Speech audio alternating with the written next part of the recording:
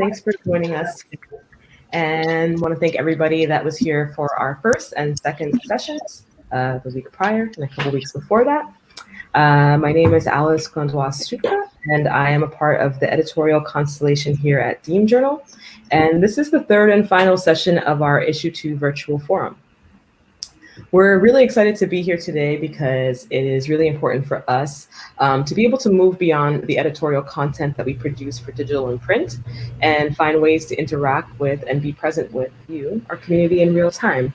And so due to the restrictions of the past year, we've had to create ways of accessing each other. And we found that this format has been very successful in allowing us to expand upon the dialogues that we begin in print. This second forum is actually anchored in issue 2. It's our latest issue. It's called Pedagogy for a New World, in which we are exploring the meaning and structure of knowledge production, knowledge exchange, and really thinking about how education can facilitate liberation. This third and final conversation centers the idea of reciprocity and how we might define, express it, and think about it in relationship to our respective design practices.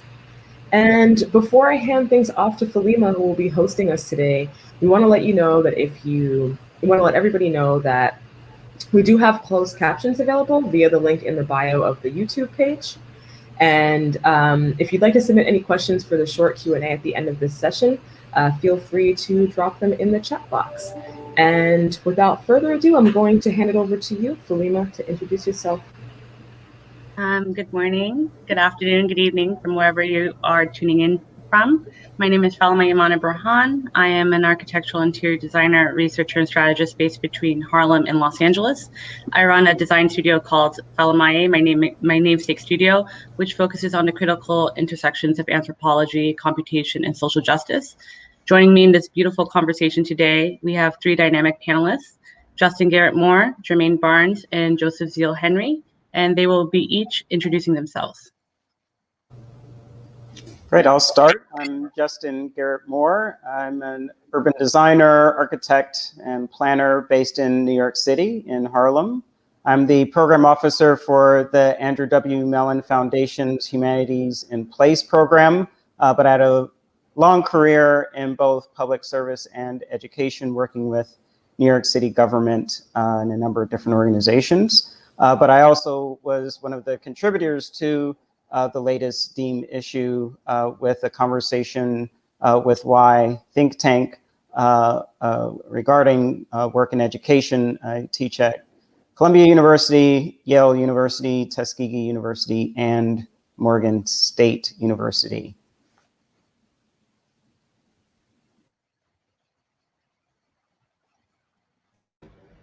Should I go next? Hi everyone, Jermaine Barnes, architect, urban designer, artist, agitator. I'm based in Miami, Florida, originally from Chicago, assistant professor at the University of Miami School of Architecture, one of the founders of the Black Reconstruction Collective, and one of the founders of Dark Matter University. Thank you. Okay, I'll finish then. I'm Joseph. I wear 2 hats, I guess. One hat is I work for the Mayor of London in the Regeneration Economic Development team, focusing on projects in the northeast of London. So that's places like Hackney or Barking, if you know it, up to Angel Edmonton. And then I also, with my second hat, have a social enterprise called Sound Advice, which was featured in the last journal. And we kind of look at the intersection between architecture and music and the role that music can play in helping us to start conversations about the city and a more interesting, relevant sort of cultural condition and cultural concerns and social concerns that people genuinely have in the city that often isn't reflected by design discourse. And I'm based in London, obviously. Beautiful. So we have 3 amazing panelists from different lines of the design discipline. So I think we're going to have a really engaging conversation. So let's just get straight to it. Before we start, I just want to bring out the true definition of reciprocity as given by Merriam-Webster Dictionary. The practice of exchanging things with others for mutual benefit, especially privileges granted by one country or organization to another entity. So let's just start off with the questions, and whoever wants to jump in, feel free to. How would you each define the concept of reciprocity within your own practice? I can start because I actually love this question. So I'm from Indianapolis and I went to public school. Shout out to public school, Arlington High School. It was not exactly a great school, but it was still a good school anyway. And in science class, we learned how geese take care of each other through something called indirect reciprocal altruism. And this is something that is in evolutionary biology and actually explains how life interacts, whereby if you help someone else without sort of direct benefit to yourself, in time it comes back to you and others may help you. And even geese do it, right? And it was something like, you know, in my teenage brain, kind of just thinking like, that this is a way that the world can work.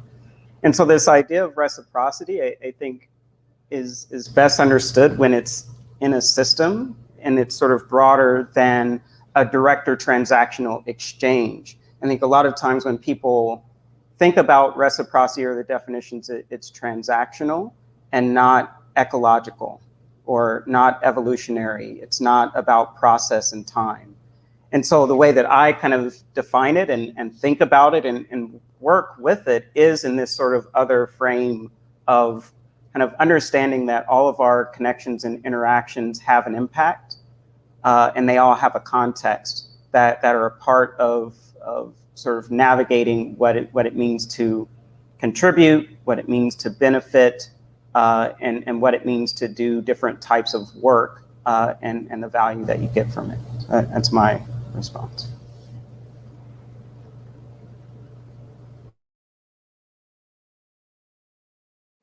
I just jump in just there around the idea of network and systems. I think that was my reflection. I think I find it slightly like moralistic or even like charitable. The idea, because like the idea that you give something to get something returned as a form of one-time exchange. I was kind of interested in this idea of like public service, which is often a system of decisions, a system of power. And then what's the like ethical framework that you would set up to have something that's reciprocal, but that actually has a system where the power imbalances might be readdressed, and one exchange to a different group might not be the same scale or the same thing to still link to positive actions in return. So I'm really interested in this ethical framework and decision making, which then equals out some of the like positive actions, because a small community group shouldn't be expected to make the same positive action as a much larger institution or much larger organization. And how do you sort of create those like checks and balances so it doesn't just become this sort of slightly I've got more positive action I can give to you because I'm a larger, bigger organization. Sure. Do you want me to answer or you want to go to the next question? Yeah, I'm just kind of using this as a baseline so then we can go ahead and jump into the other questions to see if we have adjacencies. In my practice, both teaching and design wise, I view reciprocity purely as transactional, right? And I know that might seem counter to what people think, but see, there's the agitator. and I'll explain why I view it purely as transactional. To me, and I tell Justin this all the time, I have a terrible business model, right? And my business model is as long as I break even and I'm able to pay everybody who works with me, then I've succeeded. Right? Even if it means I should probably keep a bigger portion of the fee so I can make my life a bit easier, but my life is already easy. So as long as I break even, or at the very least, if I'm in the red, not too far in the red on the project, then I'm still happy with that.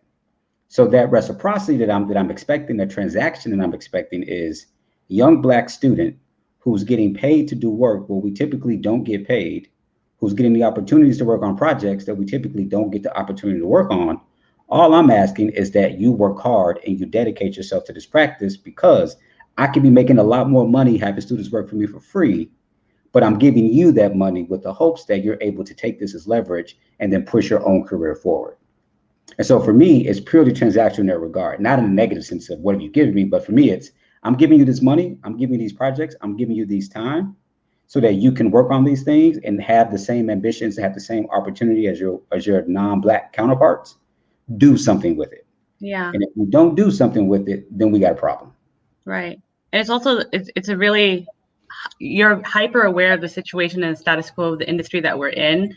And so if we can go ahead and say, I can jump into an opportunity, maybe take half of the pay, and I can get my name and can get my ideas out there, it's a job well done. So yeah, in that way, it's, and for the receiving entity to also understand that this is what it is, and you know, it's pretty valid. So going back into that point, me personally, I think the idea has kind of shown its true self in the last year, given all of the events that have been going on. I've always said this: the design industry, the way that they interpret the idea of giving back reciprocity has always been very problematic for me. And it's been especially challenging to watch institutions and business entities inauthentically engage in this concept. So and I feel like the three of you here, just listening and following your work, there's been a really overwhelming amount of invisible labor that goes on to challenge the conversations at the forefront.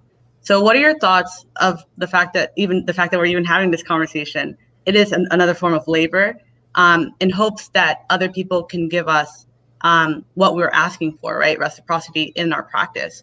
So what are your thoughts on us morphing into these de facto activists inside and outside of our workplaces?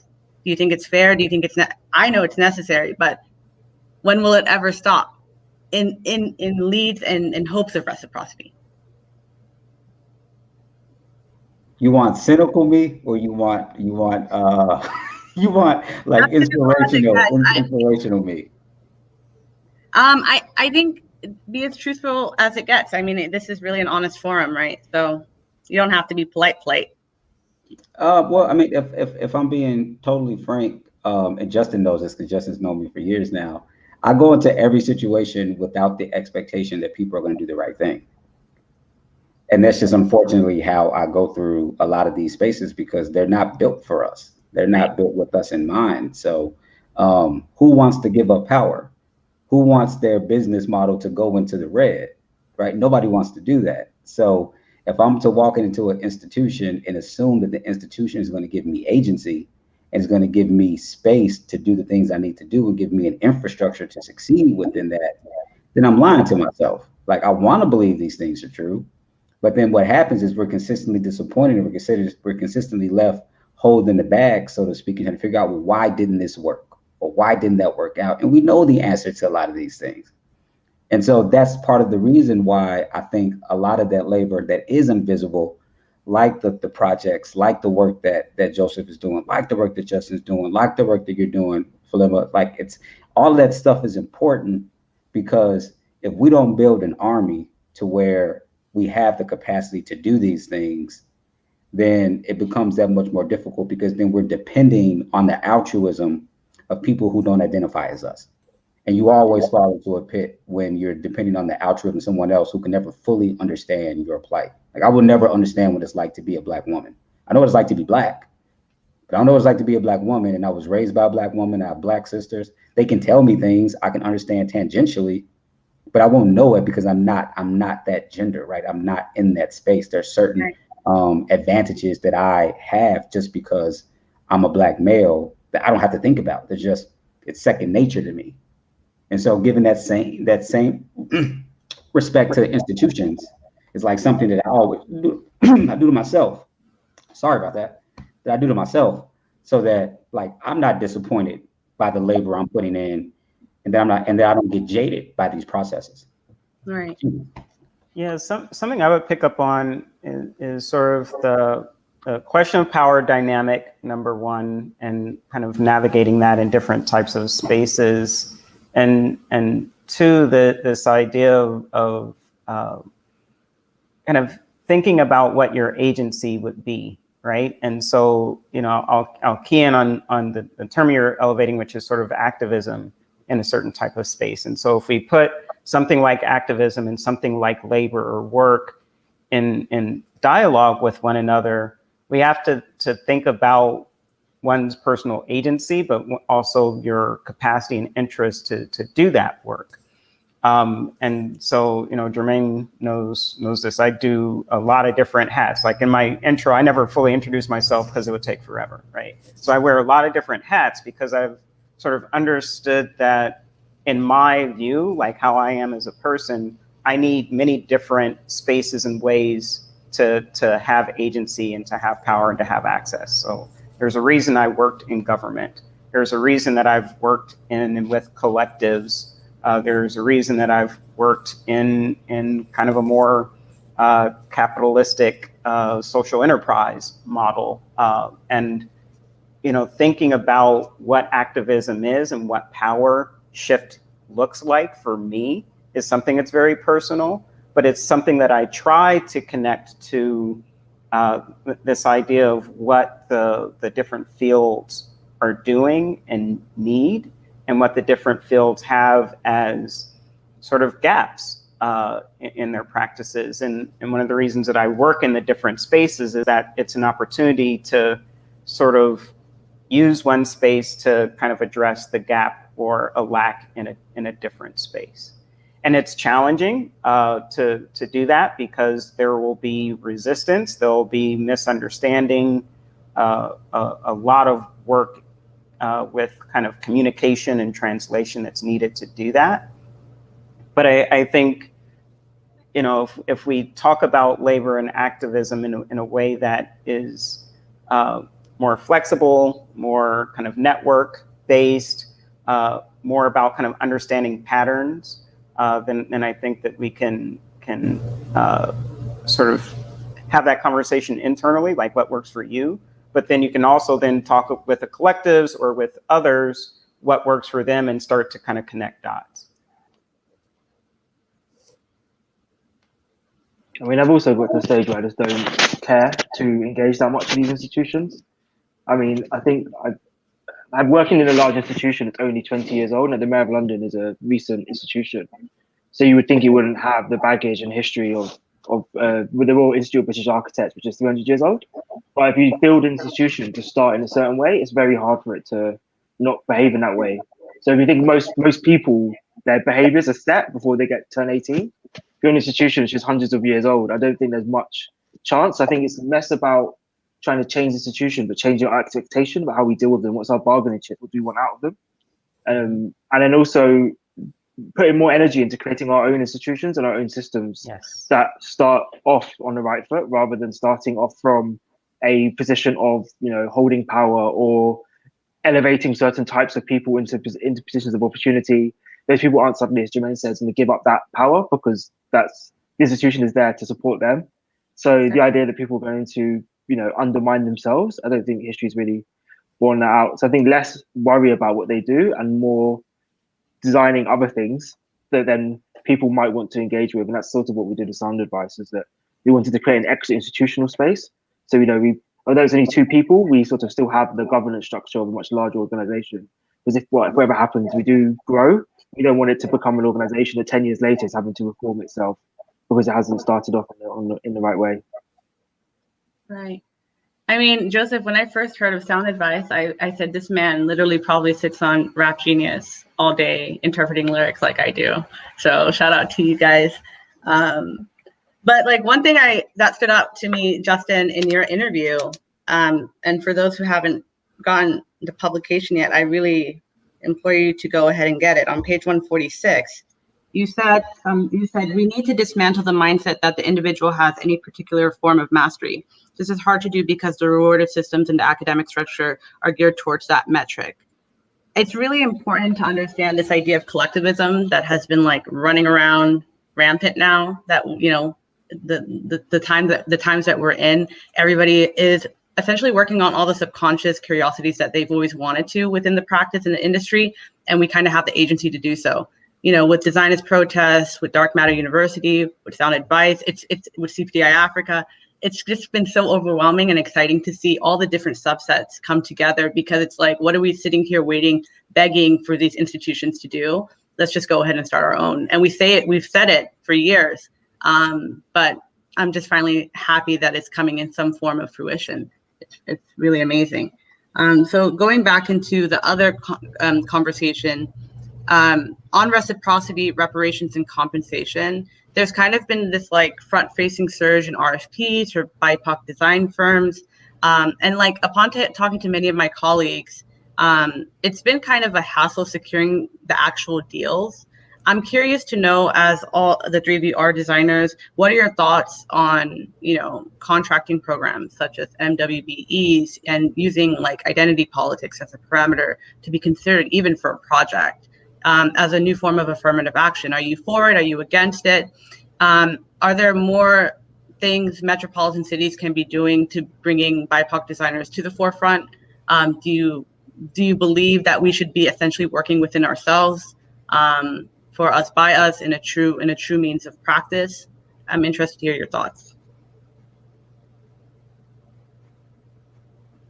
I mean, I can start on that one because I'm a slightly outsider, so I can say all the stuff that doesn't make sense to you, and then Justin and Jermaine can like finish it up. But I also am the commissioning quality lead for the Mayor of London at City Hall. So one of my jobs is this exact question, or I have been at least set this exact question, which is our current architecture framework, which precedes my involvement in City Hall, has 0 architects of color like represented on it at all out of 110 firms.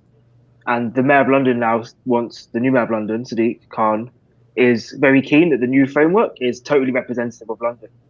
What we want, but in London you can't do quotas, so you can't set an objective to say that's what I want to do, because that's discriminatory to the white majority if you create racial equity. So we have this like very funny thing where we really want this outcome, but there's 0 tools in legislation to do it. So actually, in a weird way, some of the things that are probably old tools that you are sort of dismissing and be able to go beyond is something that we would actually love in the UK, because any proactive move to readdress inequality is discriminatory, because the law suggests that everything is perfect now, and therefore any like changes therefore would be unfairly benefiting someone, despite all the evidence that you can say that we don't.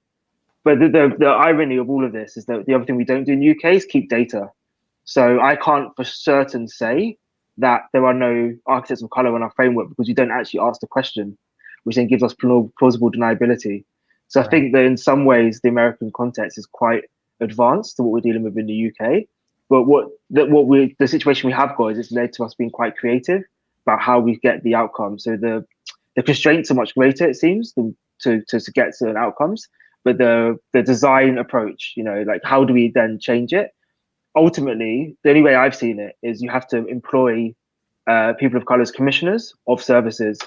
That to me is like the most simple way of doing it. That because every system could be changed and abused, but ultimately having people who are sympathetic to people who look like them in a room when people are dishing out work and contracts is really important, because you'd be surprised with the sort of outward racism that you hear. And I'm not surprised.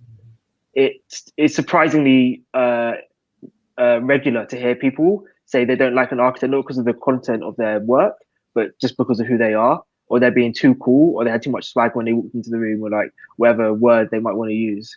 So I think actually having more black and brown commissioners is a really important part of this process, because there are very few black and brown architects in London. There are even fewer commissioners like me working. It's probably less than a handful across the city of 8 or 9 million. Can I jump in here? Because I 100% agree with Joseph. So the comment you made before about him talking wrong and us correcting him. No, Joseph, like I'm 100% in line with you. I was going to talk about the adjudication process and the fact that we're in a field where we're inherently selfish. Just going to just put it out there. We're inherently selfish. Everybody wants the commission. Right. Everybody wants the museum. Everybody wants the public art project. Nobody wants to be the one who sits on the panel that then picks the other people to do the job, right? And so for me, that's always the biggest hurdle. And so that's why, again, don't mean to keep saying this, Justin and I have a lot of conversations about this kind of stuff, because in Miami, I sit as a commissioner, to steal the UK term, for Miami's Public Art Commission. So it's through the County of Miami.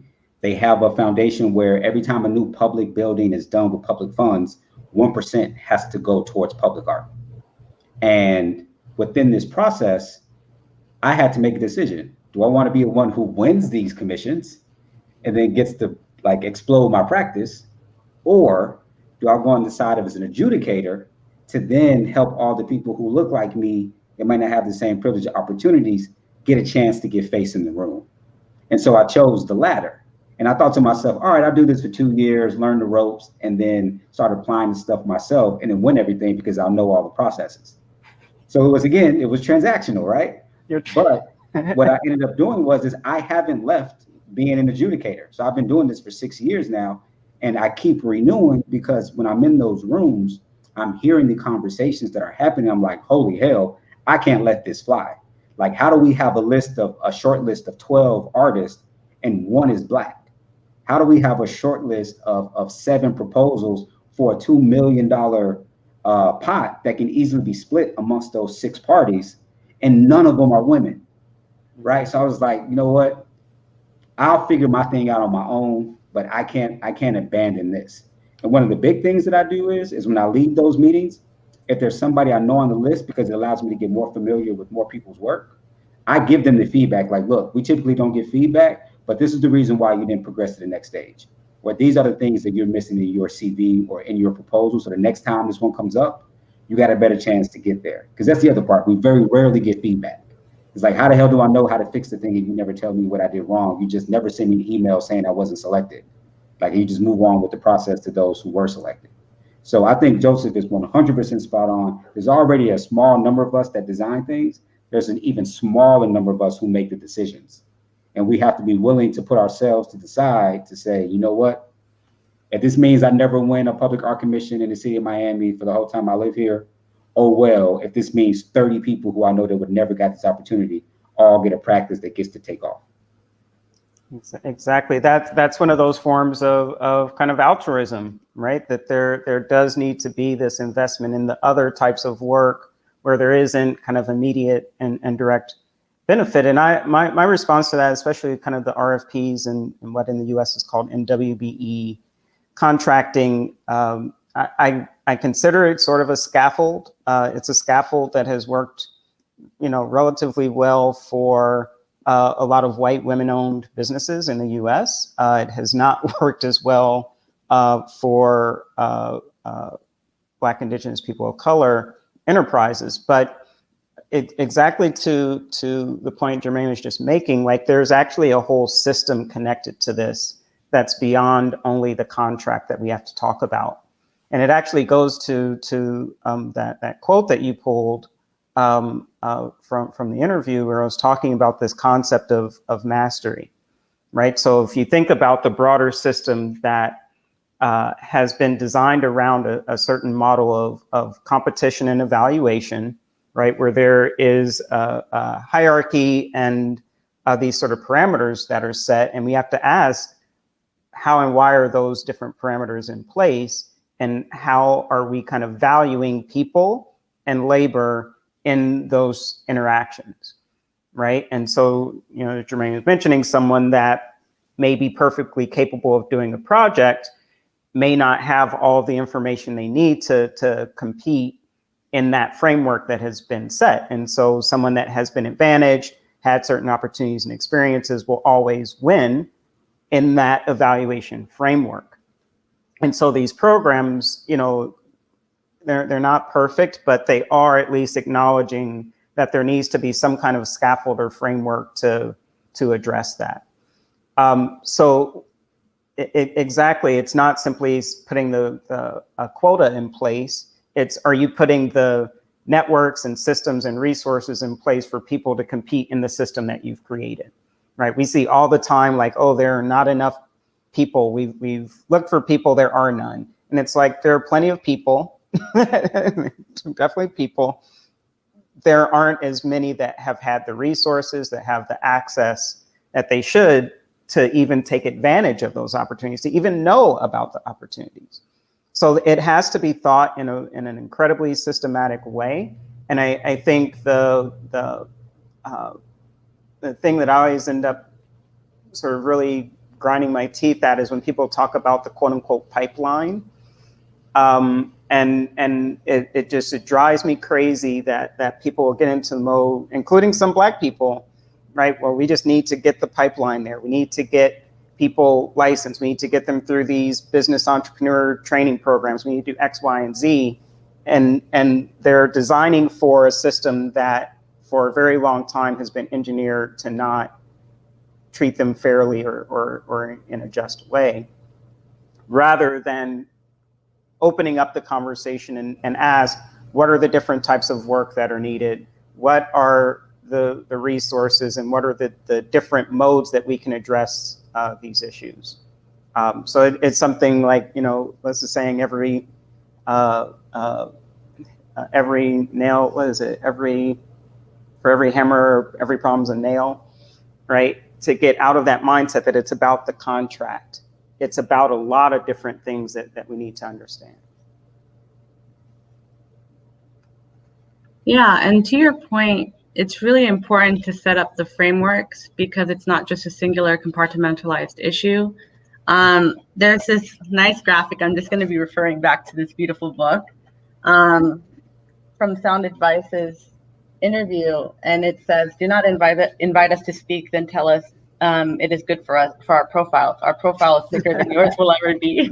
And then it follows by this really great playlist, and I took a look at it. I mean, most of these songs are in my Spotify, but it's just this idea to meditative unlearning of all the bureaucracy, all of the oppression that our people have gone through, and it's so important to understand how do we set up the frameworks and the systems for ourselves. And for those institutions and entities that would like to engage in our frameworks, there's a great examples. We can talk about like the 15% pledge in the retail industry, and they're trying to create some form of a metric and accountability. You going back to your interview, Justin, you were talking about, I'm just going to pull it up here. Architects supposedly, I'm going to paraphrase it, but supposedly architects and designers are supposed to be these figures who are holding environments and systems accountable, but oftentimes we don't do that. We make the pretty pictures, we get the clients to sign off on our drawings, and we go build, and we don't necessarily always look at the post-occupancy conditions, right? Audit it, find the metrics of how this building, the health of it, and the occupancy is doing. So in this idea of reciprocity in a system that kind of has been backlogged with an inordinate amount of grievances across not just our industry, but all industries, how do you consider to be a fair and realistic marker to quantify progress? And how beneficial is it that we try to engage and build relationships with entities that have not historically prioritized equity in these operations? Back to the conversation when you said, let's not engage with them, but the reality is most of us are still involved with them in a certain type of capacity, right? So I'm interested to hear your thoughts regarding that. Yeah, one of the kind of concepts that I think a lot about is that it's not what you make, it's what you keep, and which is a saying from like people talking about wealth generally, right? Like, so you can make a six-figure income, but if you spend all of it, then you're not really getting anywhere.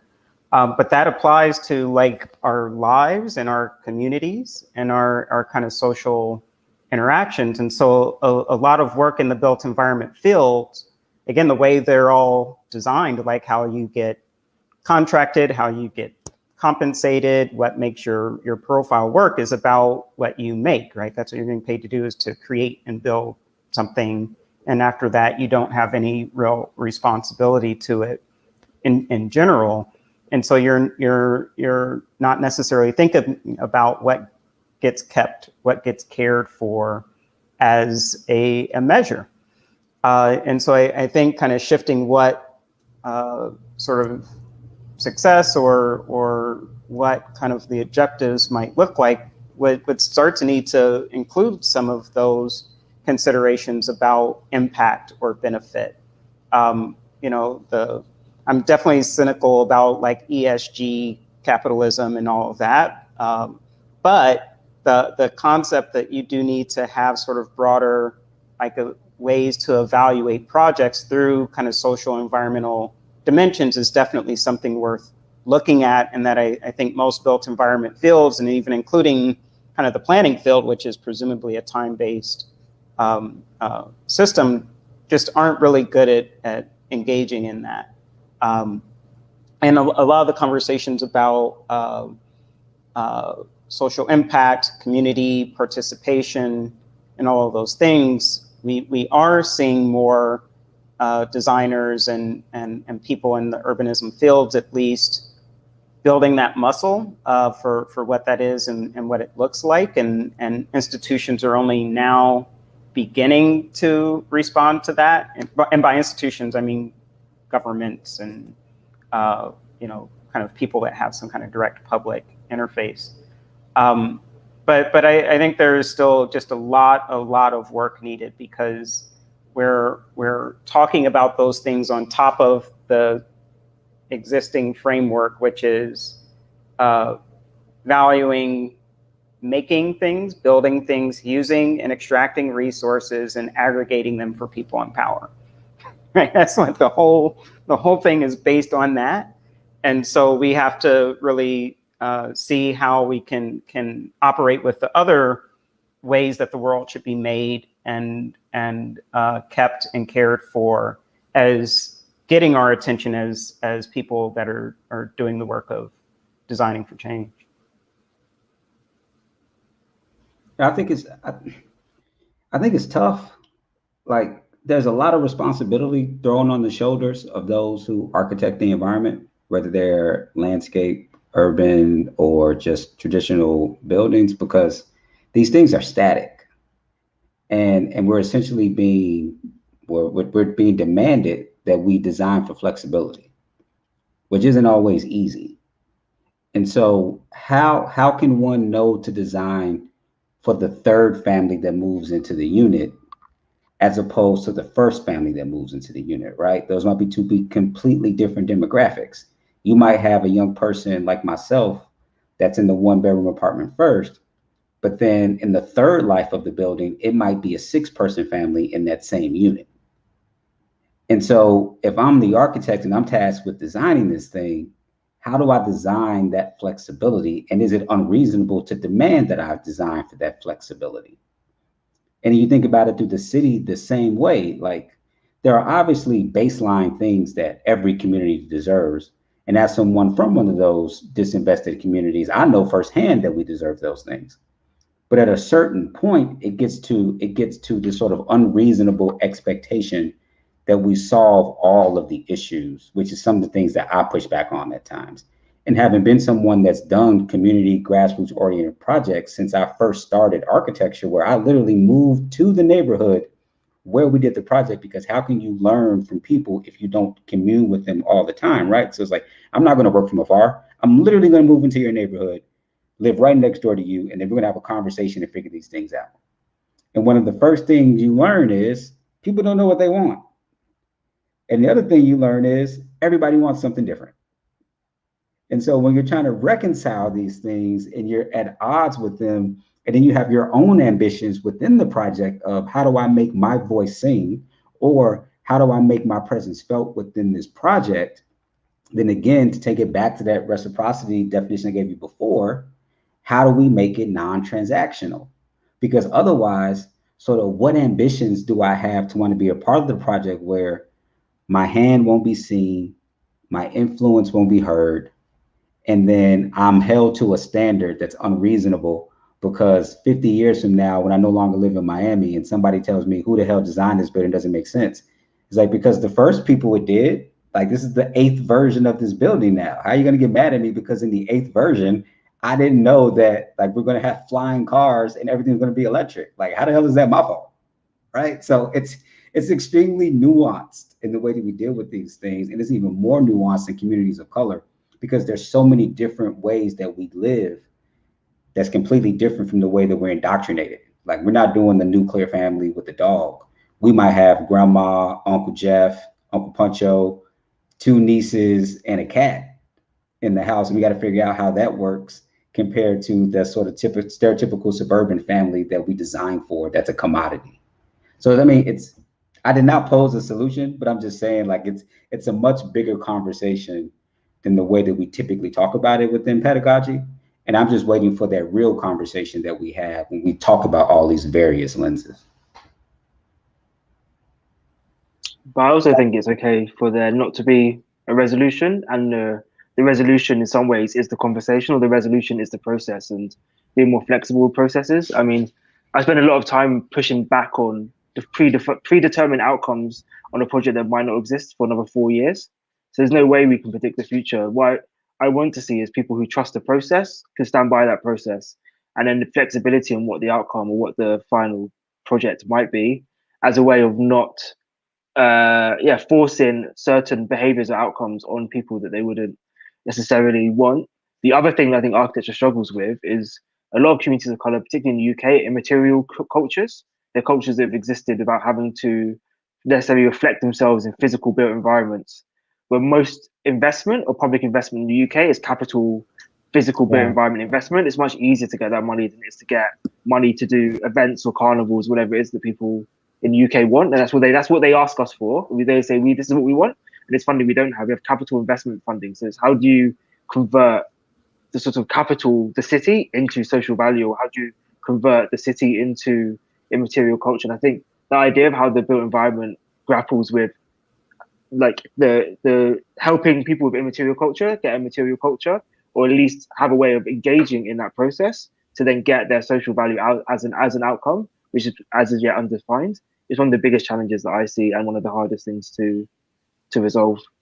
But you have to back to being an adjudicator for 6 years. I thought I'd do the same, and I trained as an architect. I always wanted to have my own practice.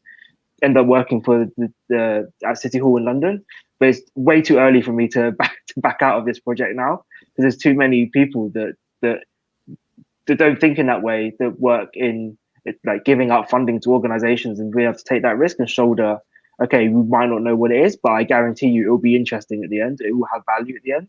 And then that ability to hold the uncertainty for as long as possible in a project is quite a hard thing to do. It requires a different way of like thinking about a process.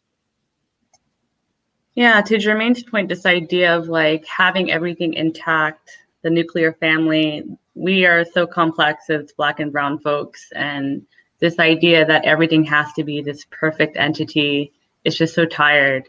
And even this idea of like not having the answer is totally okay, because we're always expected to have the answers, and it's exhausting. So thank you, Joseph, for also bringing that up. I'm going to bring up 2 more questions, and then just also keeping note of the time. We'll open it up for questions. So feel free, I've mentioned it in the chat box, feel free to drop any questions you might have for individual panelists, or just general talking points, so we can discuss them together. How else would you, since most of you have worked within this, the public sector, a public entity, how else would you dream or imagine the public sector to use reciprocity as a device for justice, for shared communal growth?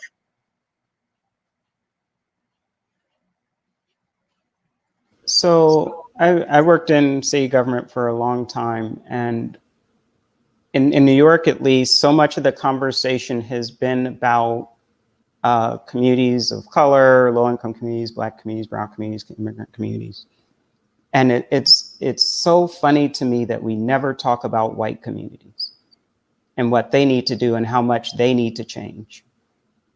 So we can talk about reciprocity and kind of who has to do work, who needs to shift and interact. You know, the quote unquote progressive government will be doing all this work. We're going to fund new housing. We're going to do this in the parks. We're going to build alternative transportation, all this in Black communities.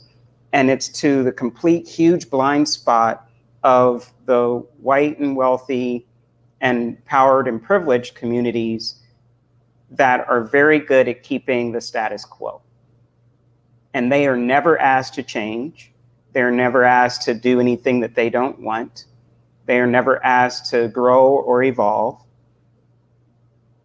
And it happens systematically in a quote unquote progressive place, right? So, you know, in New York, there are people talk about, oh, gentrification, redevelopment, rezonings, new investments being made, and it's all happening in these communities. And it's because the white communities where it actually would make more sense to do things like build large volumes of affordable housing, or, you know, do these major disruptive transportation projects that are kind of well located for services and things that needs to happen there, they're very good at stopping anything from happening, right?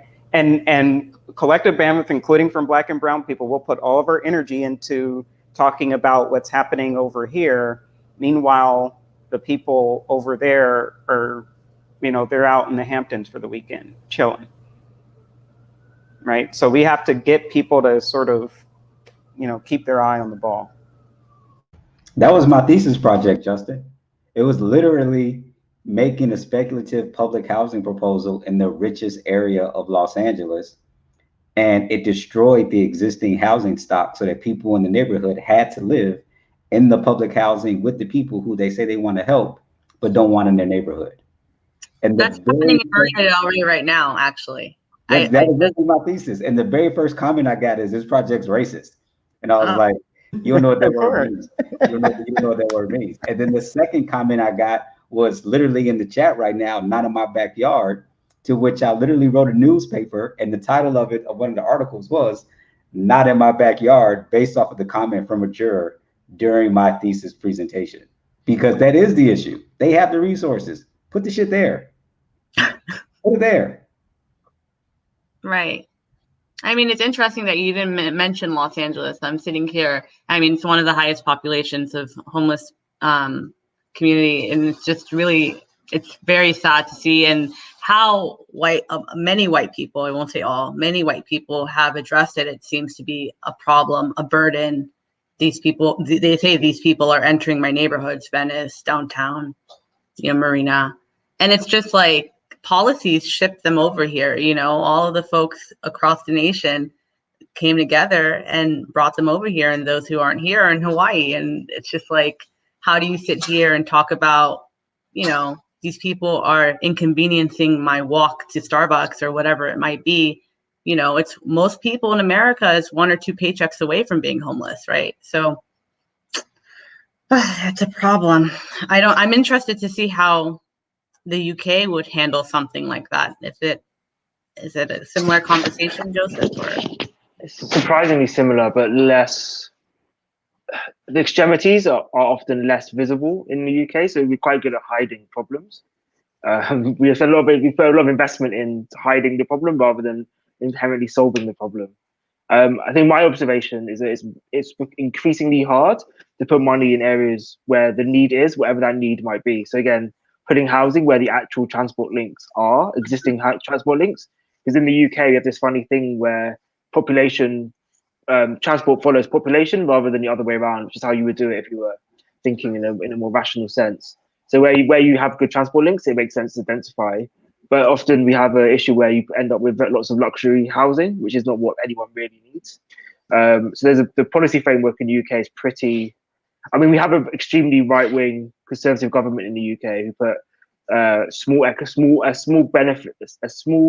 amount of people's economic benefits over the majority of the population, and then we work for a mayor who has the totally opposite political view. So we have a contrasting, competing politics between city national government. I think what I would like to see is much more power delegated down to local organizations and at a scale that is genuinely governable. I think lots of people say that London is an ungovernable city because it's 32 different boroughs. Like London has the same population as New York, but has 32 boroughs rather than 5.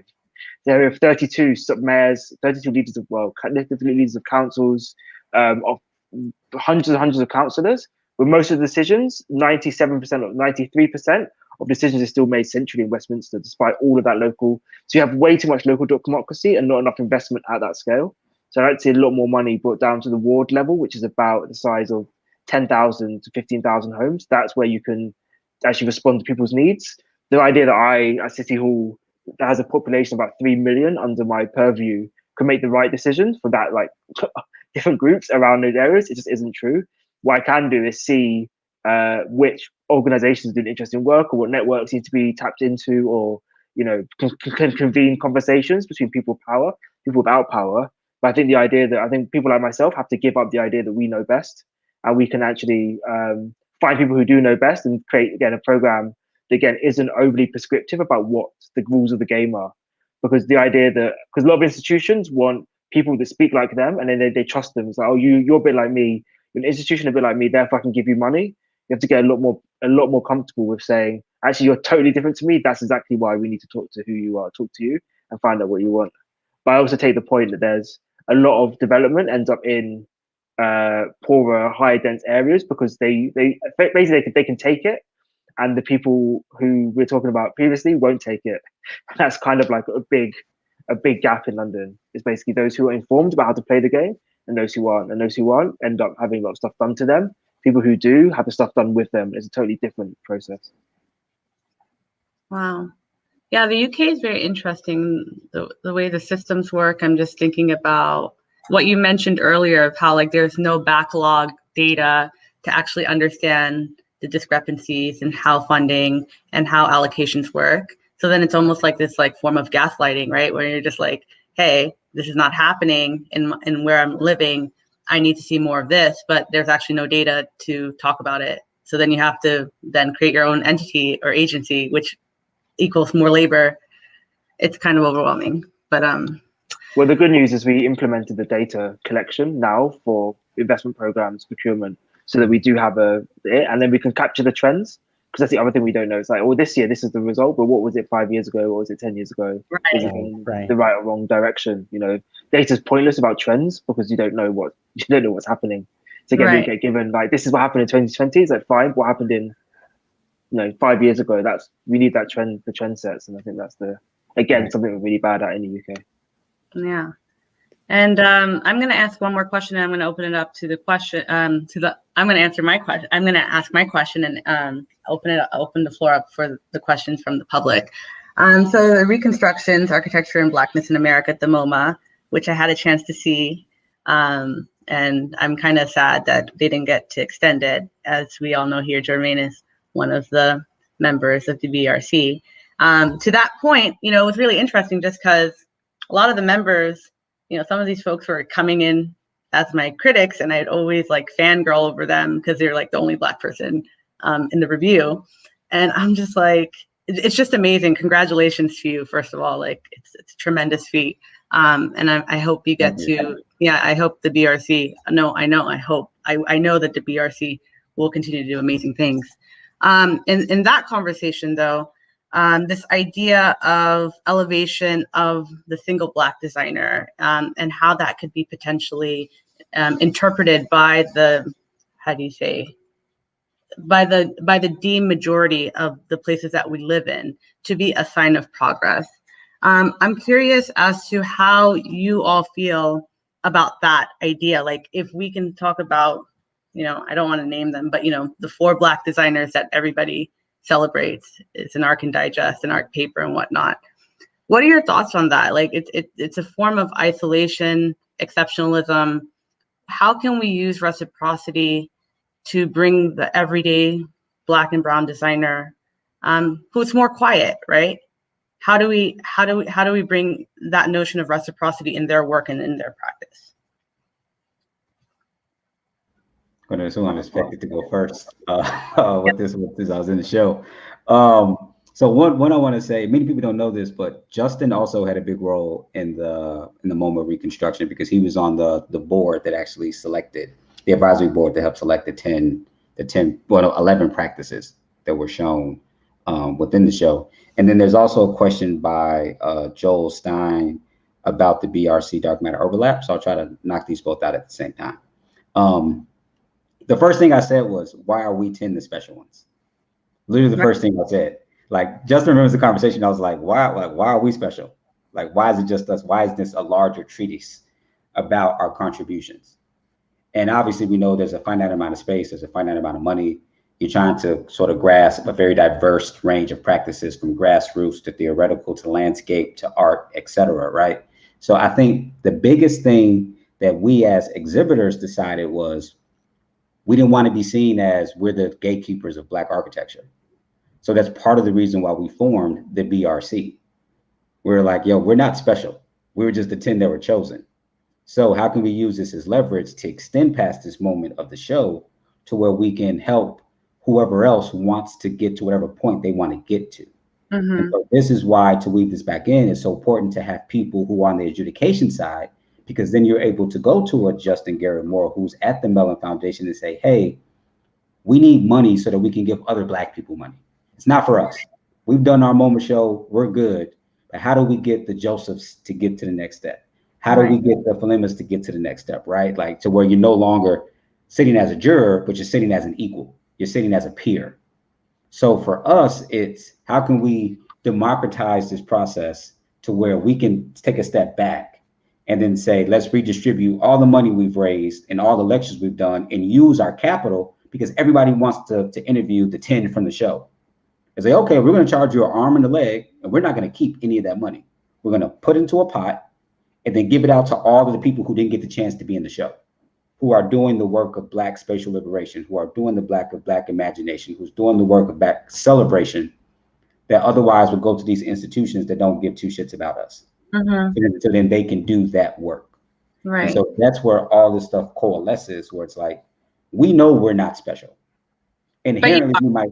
You are.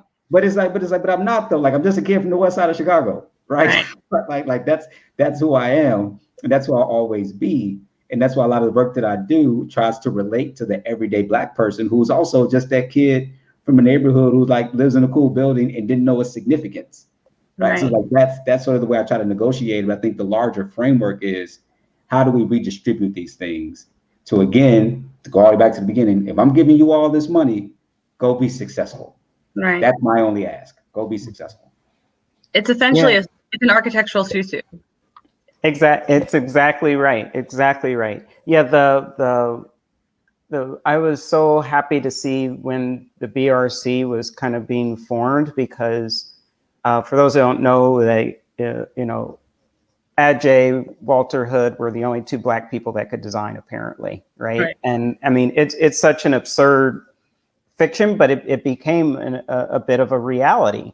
And so, rather than, okay, here are the 10 special people, here are the names to know, here are who you would invite if you want a Black designer being the conversation, they've been able to shift that and to talk instead about the many different types of work, the many different types of talent, the many types of interests and backgrounds that can be engaged. And I think, to the question, like the link to dark matter, right? So these are all kind of collections, collectives and networks that are able to actually support one another, right? So the dark matter kind of collective, which has some overlap with BRC, but is a different group and different body, has been able to kind of amplify and support and do different types of work than the BRC could do, for example.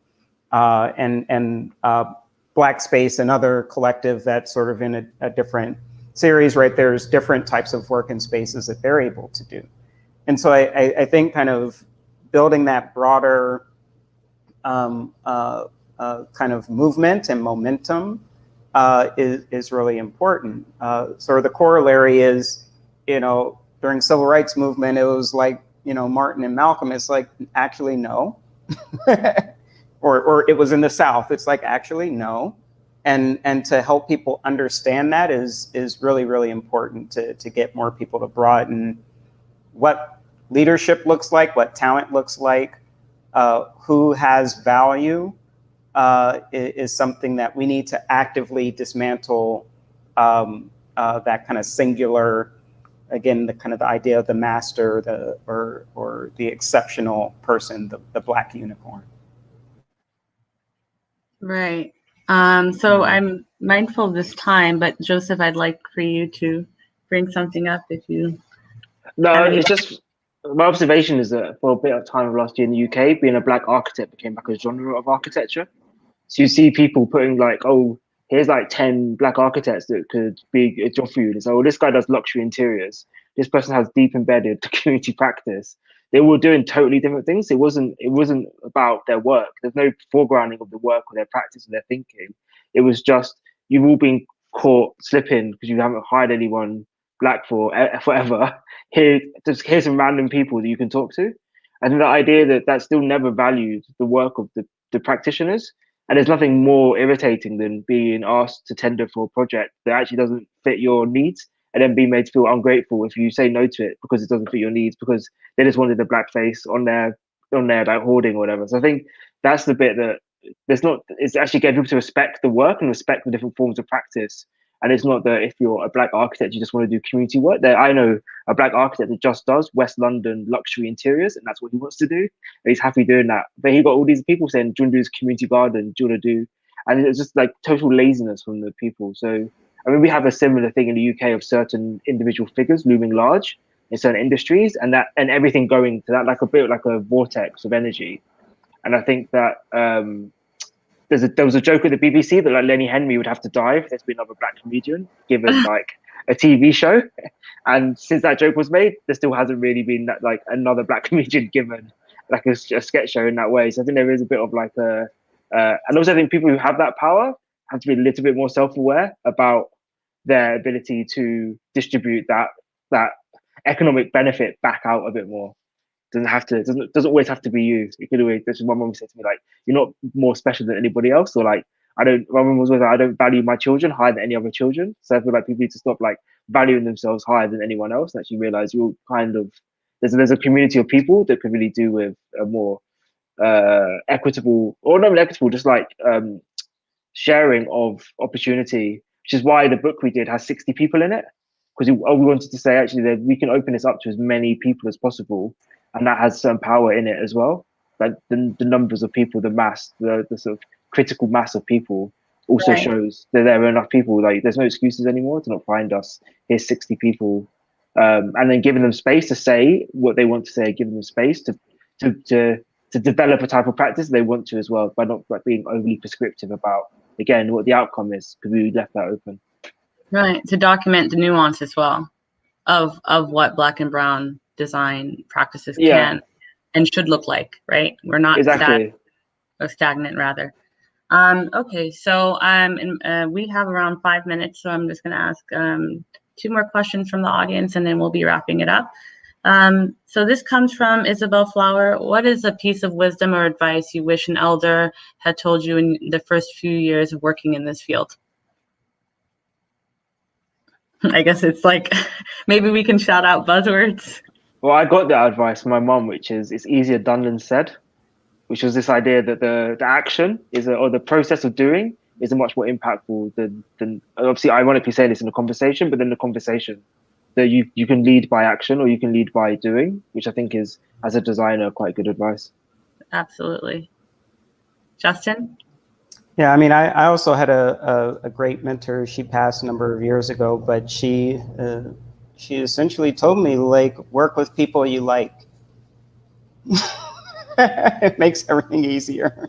It's sound advice, though. For sure. I don't really have any like jewel that I can offer, but the thing that Justin's mentor told him is the same thing that one of my old professors told me, was that when you get to a certain stage, everybody's talented. That's how you get to that stage. What allows you to go forward is if people like you or not. And it's literally that. It's like you can all have the exact same resume. We can all do the work. It's just a matter, can we work together well, right? Exactly. For sure. Okay, so are there any hopes, possibilities, challenges, agitations, and overlaps that the 3 of you, through your work, have mentioned in terms of reciprocity? Like, how do you see it? How do you see it moving forward in the times that we're in, through the practices that you're doing? I plan to continue working the same. A lot of my practice really is me being in the community with the people who like I live with and I work with. Like, that's literally all I know. I try to tell my friends, like, are you sure you want me to go talk? Because I'm going to pull up exactly how I always am. And if they're expecting me to have on my professor's hat, sorry, not putting it on. Like, I'm not doing that. You're going to get the unfiltered version of me. So for me, it's going to continue to be that process, like full transparency. One of the young people I worked with during the summer was murdered 2 days ago. I'm sorry. So like, I don't know how to stop doing this work or how to stop doing the stuff that I'm doing, because it's all that I know. And it's like, if I stop doing this shit, how many young people would be like, yo, I don't exist in this culture. I don't exist in this field. So I can never take off the hat. I can never take off the earrings. I can never like stop being me, because if I do that, Right. Yeah, there's too many people who just don't know that we exist. And so it's like, I have to keep doing this. And I always joke people and say, they always tell me, don't get a big head because you won all these awards. I'm like, there's so much real shit I deal with on a regular basis that these awards, like, they're cool and everything. But when I go back to the hood, like to quote Paid in Full, if all this stuff is gone tomorrow, the hood's still gonna love me. And that's the way I work, and that's the way I'll continue to work. And I love that. I mean, it was kind of, I secretly was just like, Jermaine needs to win this award, so then your default photo can come pop up with that picture. I loved it, you know. So, you know, it's great. It was almost like an overwhelming reminder to the perceived majority that we do exist, you know, and whatever facade and, you know, what Justin was mentioning in his interview about how people thought he came from the suburbs, and he was like, nah, this is like what would be present day Ferguson, is true. We come from environments that this majority may or may not really vibe or jive with, and we have to, you know, be authentic to ourselves. So, and on that note, I know that, you know, I don't want to keep anybody over time. I'd like to thank everybody who's come and tuned in to listen to our conversation on reciprocity. I hope you got some things and some gems out of it. And I hope you all also continue to have these conversations amongst yourselves. And I also would like to, again, plug, if you haven't gotten the issue 2, to go and get it. Again, my name is Felima, and thank you to our panelists, and thank you for Deem Journal for putting this together and bringing us here. Thank you. Thank you, Felima, and thank you. Yes. All righty. Have a great day, everybody.